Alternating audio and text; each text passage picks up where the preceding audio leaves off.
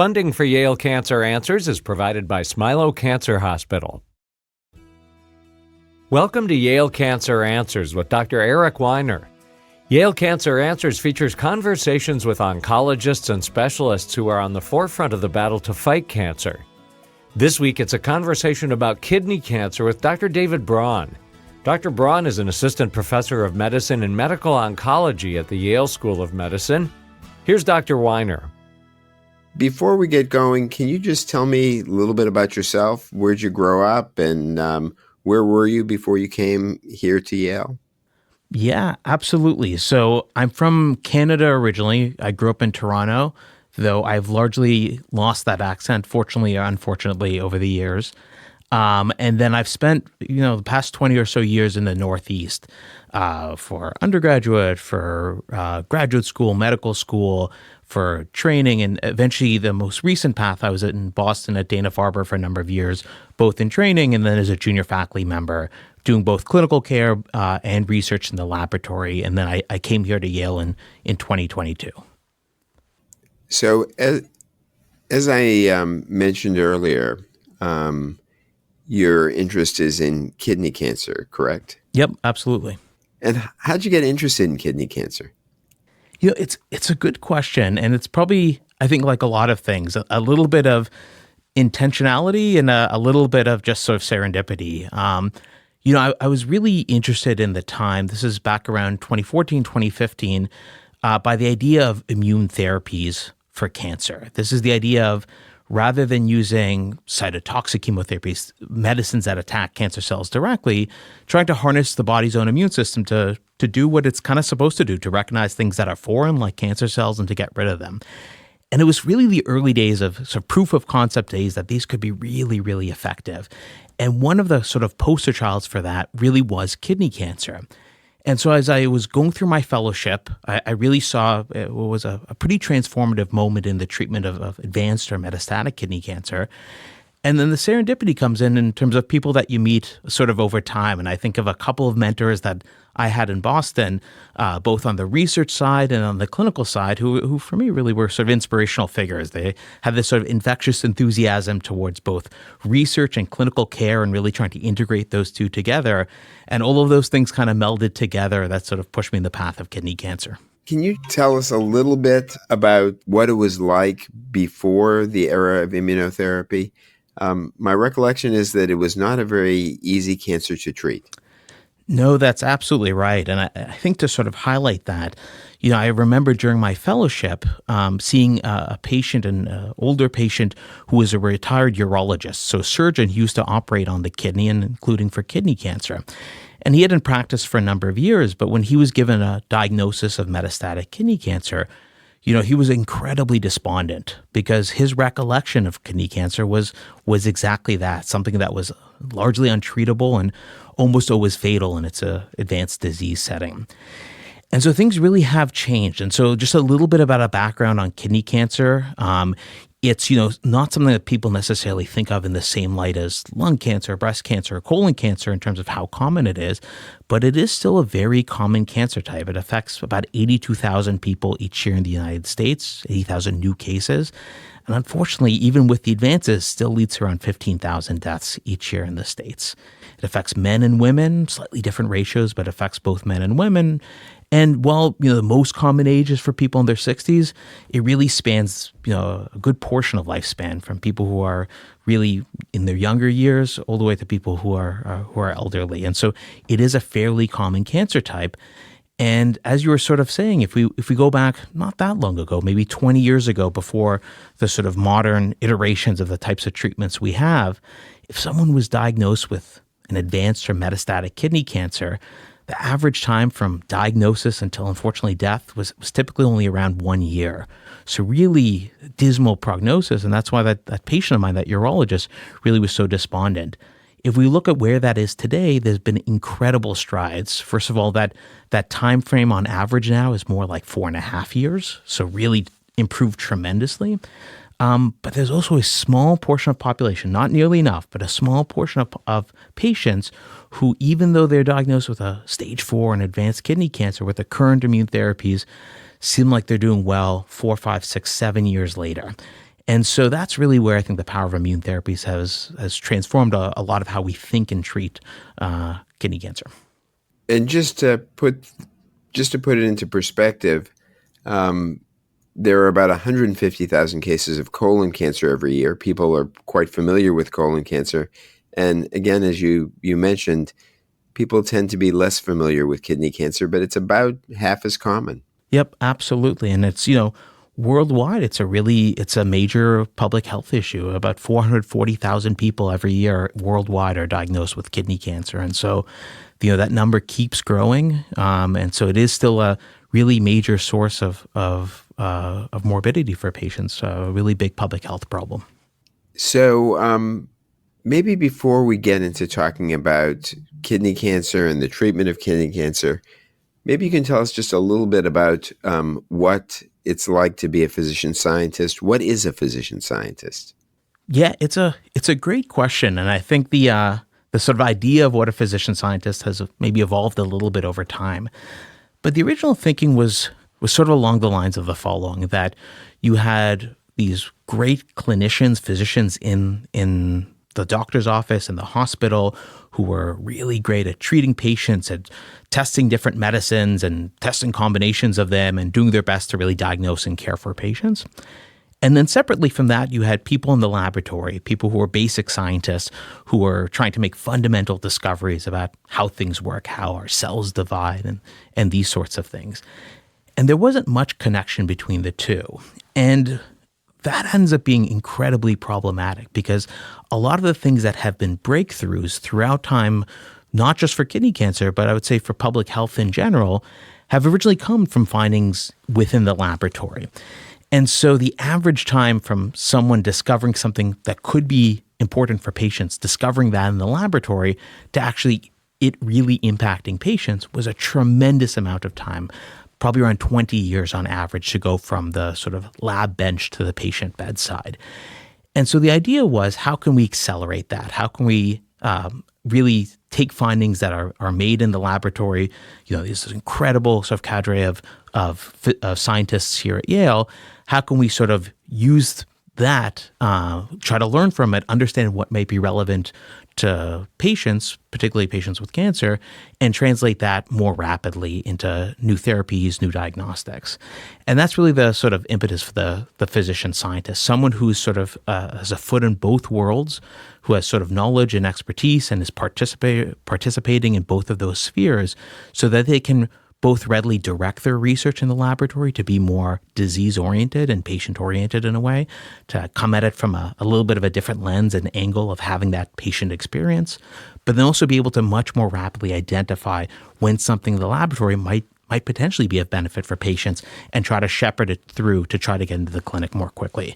And that's really I think the goal of physician scientists. And I think now that definition has expanded more broadly because we know science is not just people pipetting in a laboratory. There's, excellent data scientists. There's people who are conducting public health research, and that's certainly a form of science as well. So I think it's a broader definition, but I think it's at its root, it really was meant to accelerate that bench to bedside process.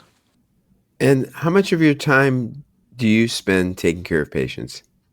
It's about an 80-20 split. So it's about 80% of the time running a research laboratory, and we have a good team of graduate students and postdoctoral fellows and clinical fellows, and then about 20% of the time taking care of patients.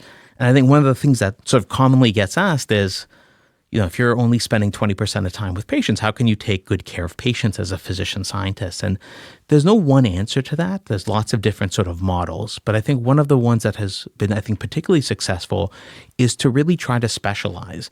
And so an example for me would be I only see patients in the clinic who have kidney cancer. And I'll say kidney cancer is not just one disease. There's many different types, but broadly patients who have kidney cancer.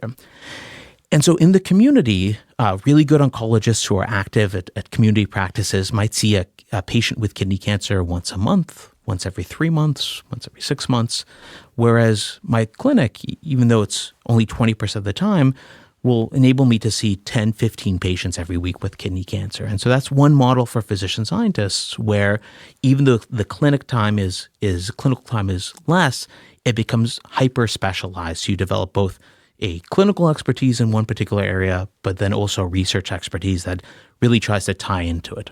Well, I think as a general principle, oncology has become so complicated that more and more clinicians, even who see patients much more of the time, 50% of the time, 80% of the time, 100% of the time, have tended to become sub-specialized and focusing on an individual cancer because there's just so much to know. And I think that's a trend we're going to continue to see, but it certainly does work well for someone who is doing patient care in a more limited manner, so that you can become focused on one area and then spend the rest of your time doing research related to that very specific area. Kidney cancer has just changed so much in terms of the treatment. And as you mentioned earlier, years and years ago, there seemed to be relatively limited hope, particularly for patients with advanced kidney cancer. If in fact surgery didn't cure it initially, we didn't really have very many medical therapies that would be effective if the cancer recurred or spread. And immunotherapy has just changed that so dramatically. So can you talk a little more about immunotherapy and its impact in terms of kidney cancer treatment? Yeah, absolutely. And I think to begin to talk about it and think about it, I like to have a framework in my mind for what immunotherapy is and how it works. And so the basic idea is our body's immune system is meant to recognize things that are foreign, that don't belong in the body, viruses and bacteria, and to get rid of it. And cancer cells look very foreign. They look very different from normal cells. And so it's always been sort of a puzzle, why isn't the immune system sort of natively getting rid of it? And the idea of harnessing the immune system to try to treat cancer, to try to attack cancer, is not a new concept. It goes back over 100 years to William Coley, a surgeon at Memorial Hospital who used bacterial toxins to try to treat patients. And the idea was very much that, trying to activate the body's immune system. And so what are the ways we can do that? So the simple framework I'll use, the sort of analogy, it's a little silly, but it's the one that I think is pretty helpful, is the immune system is a car of T cells. Those are the main soldiers of the immune system. And the goal is to drive that car towards the tumor as quickly and effectively as possible. So what are the tools we have to do that? Well, we can press on the gas pedal, and there are old tools and newer tools that enables us to do that, try to make the immune system go. There's releasing the brakes, and that's what we'll talk about for current immune therapies. And then there's adding a steering wheel, trying to steer the immune system towards the tumor, and there's emerging therapies for that as well. So we're going to hear more about this in just a few minutes. We're going to have to take a brief break, but when we return, we'll continue this conversation with David Braun about immunotherapy and kidney cancer and other aspects of immunotherapy that relate both to kidney cancer and to other cancers. Funding for Yale Cancer Answers comes from Smilow Cancer Hospital, where 16 locations across the region provide patients with individualized, innovative, convenient, and comprehensive care. Find a Smilow location near you at smilowcancerhospital.org. Breast cancer is one of the most common cancers in women. In Connecticut alone, approximately 3,500 women will be diagnosed with breast cancer this year. But there is hope thanks to earlier detection, non-invasive treatments, and the development of novel therapies to fight breast cancer. Women should schedule a baseline mammogram beginning at age 40 or earlier if they have risk factors associated with the disease. With screening, early detection, and a healthy lifestyle, breast cancer can be defeated. Clinical trials are currently underway at federally designated comprehensive cancer centers, such as Yale Cancer Center and at Smilow Cancer Hospital, to make innovative new treatments available to patients. Digital breast tomosynthesis, or 3D mammography, is also transforming breast cancer screening by significantly reducing unnecessary procedures while picking up more cancers. More information is available at yalecancercenter.org. You're listening to Connecticut Public Radio. We are back with Yale Cancer Answers. This is Eric Weiner, and I'm speaking with David Braun, a physician scientist who is focused on both the clinical care of patients with kidney cancer and research related to kidney cancer and immunotherapy in general.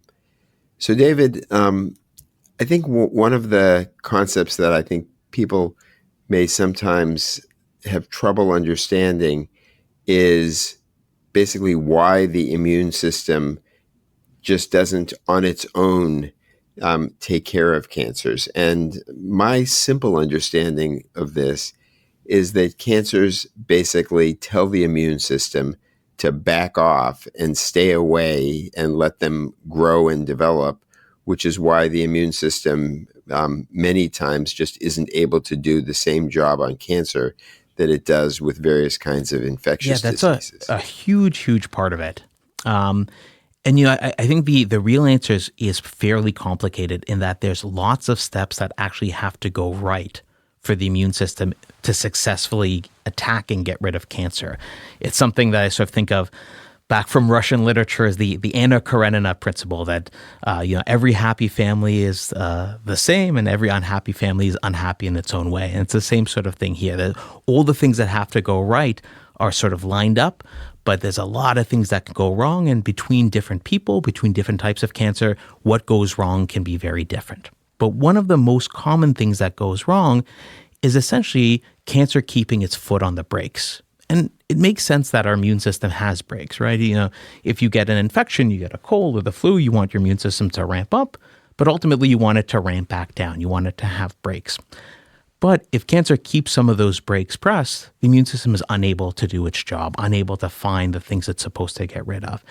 And we know some of those brakes that are critical in the setting of cancer are called CTLA4 and PD1. Essentially, lifting the brakes enables the immune system to do its job in a lot of cases. Yeah, that's fairly amazing. And I'm just wondering, different patients have very different responses when they have cancer. Some people who have cancer can seem to live with it for years and years and years. Others, sadly, when the cancer spreads, they are unable to live for very long. And I'm just wondering how much we know about the individual's immune system in trying to modulate the effect of cancer. Yeah, I think you hit the nail on the head with the idea of heterogeneity. There's a tremendous difference in response, even if there's the same type of cancer that you look at under the microscope. It looks exactly the same, and two patients get exactly the same type of treatment. The cancer's response to it, whether it shrinks or grows, might be vastly different. And so that idea of heterogeneity has a lot of different causes.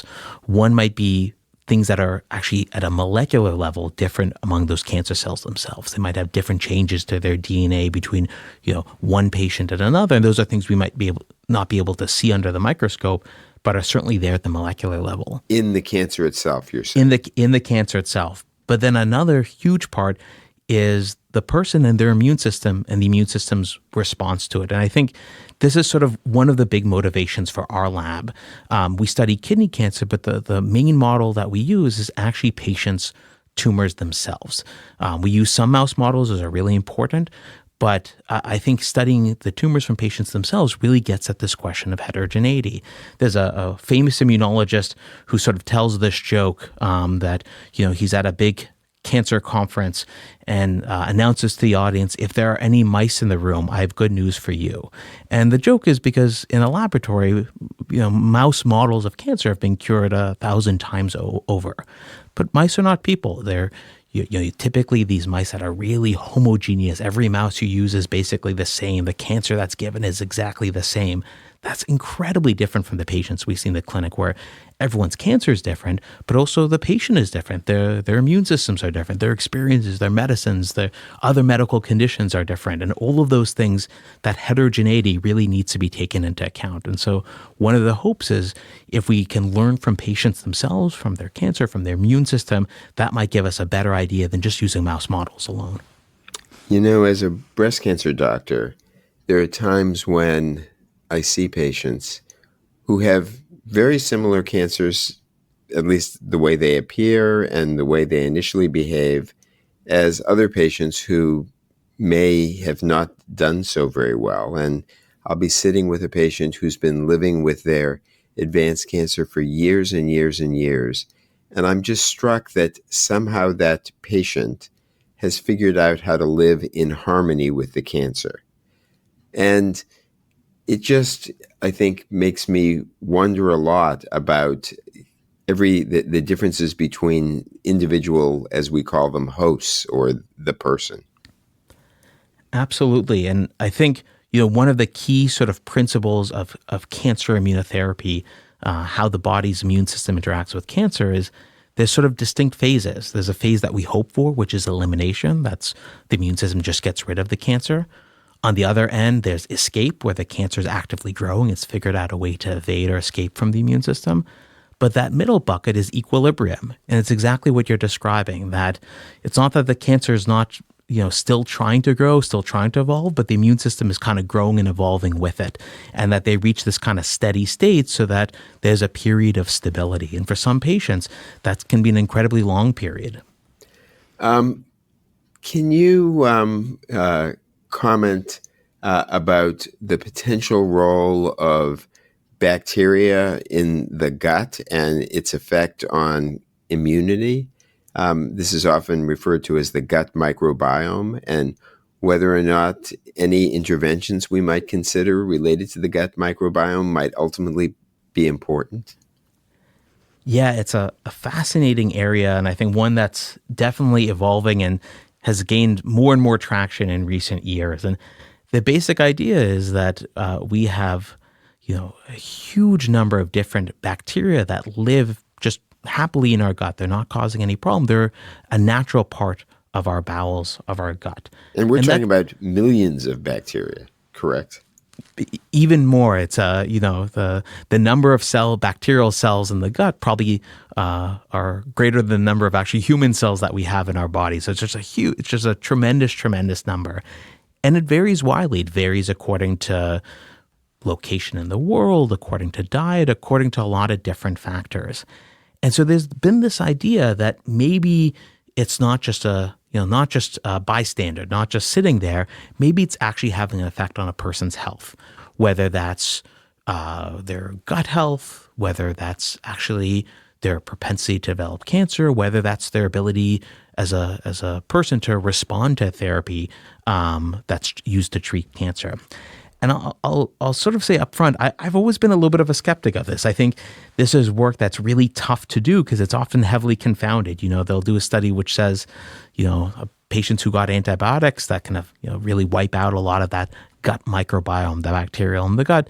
Maybe that's, not so helpful. Those patients didn't do as well, but those are also patients who probably weren't feeling quite so well if they were needing antibiotics. And so it's always been this really sort of complicated study. But in recent years, people have done some really elegant work to try to really get at the root of it. And so some of that work has been actually taking some of that gut microbiome, not to get too graphic, but these are fecal transplants, actually getting stool from patients who had a good response to immune therapy or patients who unfortunately the immunotherapy didn't work for, and actually putting that stool into mice and then treating those mice with different immune therapies and actually seeing that if the stool came from a patient who did well with immunotherapy, the mouse did well. And if the stool came from a patient who unfortunately did not have a great response to immunotherapy, then the mouse similarly didn't have a great response. And so this really brought the idea from correlation to actually maybe there's really a causative role for this bacteria. And so people are now trying to see how can we turn that from just an observation into something we can actually use to help patients. And this is in its really, really early stages, but there are some attempts, including in kidney cancer. And there have been a couple of studies now of a particular bacterial product, a live bacterial product called CBM588. It's a Clostridium bacterial species. And it's actually been around for quite a long time in Japan. It's used as kind of a digestive aid for upset stomach in Japan. And people said maybe this could have a beneficial effect on immune therapy in kidney cancer. And so there were a couple of small studies, only 30 patients involved, so we always have to take this with a grain of salt, but 2 small studies where they gave standard medicines, standard immunotherapy medicines, or standard immunotherapy medicines plus this CBM588, this thing that alters the gut microbiome.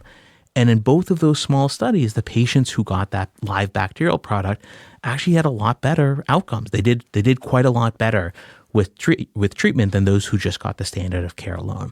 So I always want to caution these are small things, and now it's moving to much, much bigger studies.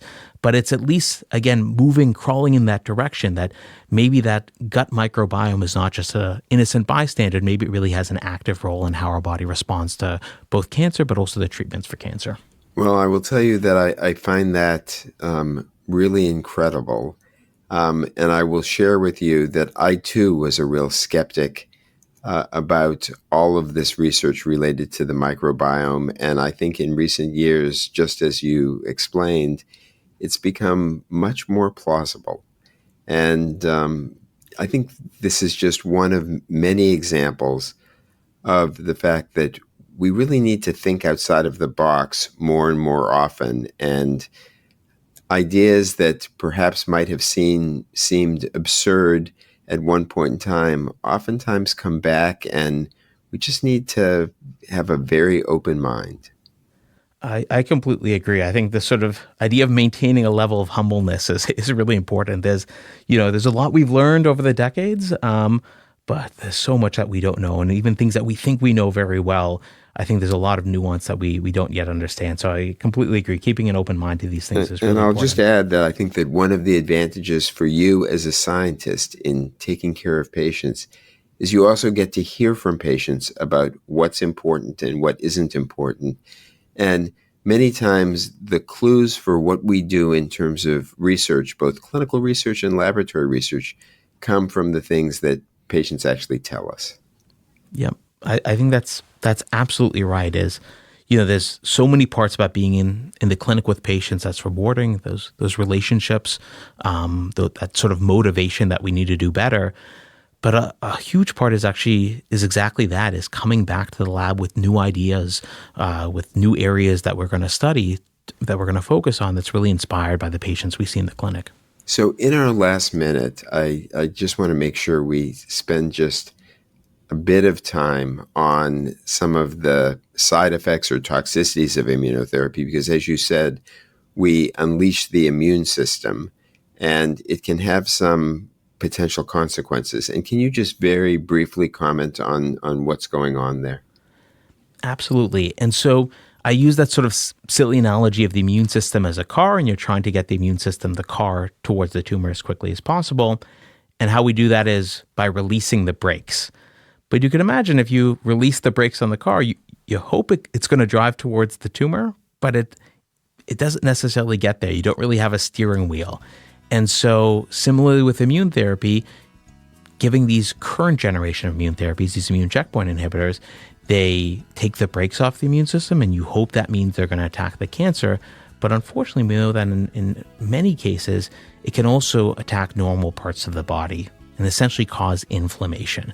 And there's more common areas where that happens and less common areas. But now that these have been given a lot, it really can be anywhere head to toe. And so that's why it's really important for someone who's receiving immune therapy to be on the lookout, and for their clinical team to be on the lookout for signs of an overactive immune system.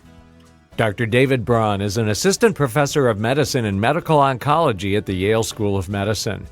If you have questions, the address is canceranswers@yale.edu, and past editions of the program are available in audio and written form at yalecancercenter.org. We hope you'll join us next time to learn more about the fight against cancer. Funding for Yale Cancer Answers is provided by Smilow Cancer Hospital.